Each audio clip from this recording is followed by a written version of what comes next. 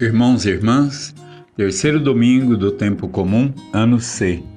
Liturgia do dia 23 de janeiro de 2022. Tema: Deus nos unge e envia a proclamar a boa nova.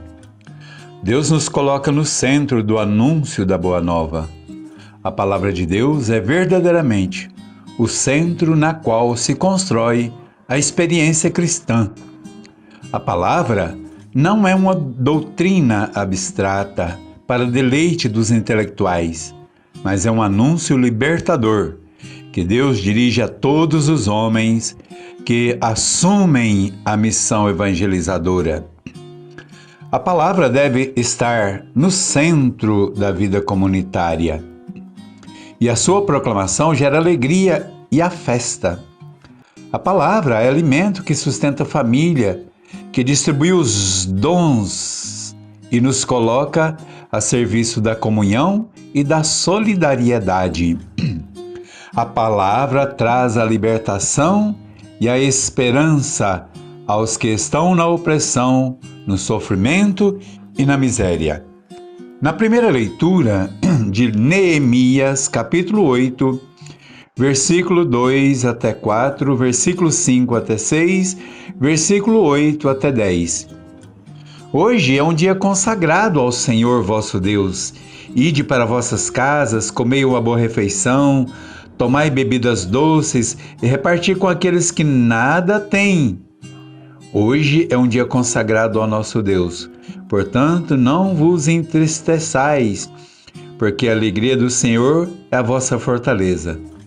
Irmãos e irmãs, esta leitura refere-se ao período que se segue ao regresso dos exilados na Babilônia. Jerusalém ainda vive tempo de miséria e de desolação. A cidade ainda está sem muralhas e sem portas, uma sombra negra da cidade bela que tinha sido. Neemias vai começar a reconstrução da muralha e recomeçar o combate às injustiças cometidas pelos ricos contra os pobres e restaurar o culto no Templo de Jerusalém. É neste contexto de preocupação com a restauração do culto que a leitura busca recordar ao povo o compromisso fundamental que Israel assumiu com seu Deus de preparar o futuro novo que Neemias sonha para Jerusalém e para o povo de Deus. É preciso escutar a palavra. É preciso que a palavra seja o centro da vida das famílias e das comunidades. É preciso que a palavra entre em nossas vidas e possa gerar a transformação e nos leve a abraçar a missão e a festejar a libertação da escravidão na Babilônia. Na segunda leitura da primeira carta aos Coríntios, o capítulo 12, versículos de 12 a 30. Todos nós somos judeus e gregos, escravos e homens livres. Fomos batizados num só Espírito para constituirmos um só corpo, e a todos nós foi dado a beber um só Espírito. Há, portanto, muitos membros, mas um só corpo. Deus organizou o corpo de tal forma para que não haja divisão no corpo e os membros tenham a mesma solicitude uns para com os outros, e assim possamos formar o corpo de Cristo e seus membros. Os dons de Deus não podem servir para alimentar individualismo e gerar divisão. Não pode gerar luta pelo poder. Os dons de Deus não podem gerar desprezo pelos que aparentemente não possuíam dons espirituais.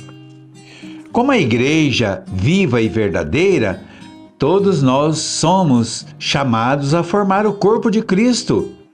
A nossa missão na diversidade de membros é de ajudar a implantar a unidade, a partilha, a solidariedade e o amor. Nós somos chamados a trabalhar com todos, a trabalhar os carismas fortalecidos pela boa nova e pela comunhão. No Evangelho de Lucas, capítulo 1, versículo de 1 a 4, e capítulo 4, versículo de 14 a 21, Naquele tempo, Jesus voltou da Galiléia com a força do Espírito e a sua fama propagou-se por toda a região. Ensinava nas sinagogas e era elogiado por todos. Foi então a Nazaré onde fora criado e, segundo o costume, ele entrou na sinagoga num dia de sábado. Levantou-se para fazer a leitura. Foi-lhe entregue o livro do profeta Isaías nessa passagem. O Espírito do Senhor está sobre mim, me ungiu para anunciar a boa nova aos pobres. Me enviou a proclamar a redenção aos cativos e a vista aos cegos, a restituir a liberdade aos oprimidos e a proclamar o ano da graça do Senhor. Irmãos e irmãs, neste momento, a igreja começa a enfrentar uma série de heresias e de desvios doutrinais que começa a ameaçar a identidade cristã. Esta leitura vem recordar a todos os cristãos de todas as épocas e também a cada um de nós as nossas raízes e a solidez da doutrina recebida de Jesus, através do testemunho legítimo na tradição transmitida pelos apóstolos. Aqui, Lucas apresenta o programa que Jesus se propõe realizar no meio dos homens, como uma proposta de libertação dirigida a todos os oprimidos. O ungido de Deus, ele possui o Espírito de Deus. A sua missão é de proclamar a boa nova de libertação para todos os que sofrem opressão, injustiça, desânimo e medo. É preciso ter muito claro que a nossa missão é a mesma de Cristo e consiste em levar a boa nova da libertação a toda a humanidade. Nós somos chamados hoje a olhar para a situação do migrante, olhar para a situação do idoso, olhar para a situação dos que sofrem, olhar para a situação de miséria em que muitas famílias foram jogadas. Nós somos chamados a olhar para a situação de nossa juventude, que sem muitas perspectivas de vida e de trabalho, são empurrados para o mundo das drogas e da marginalidade.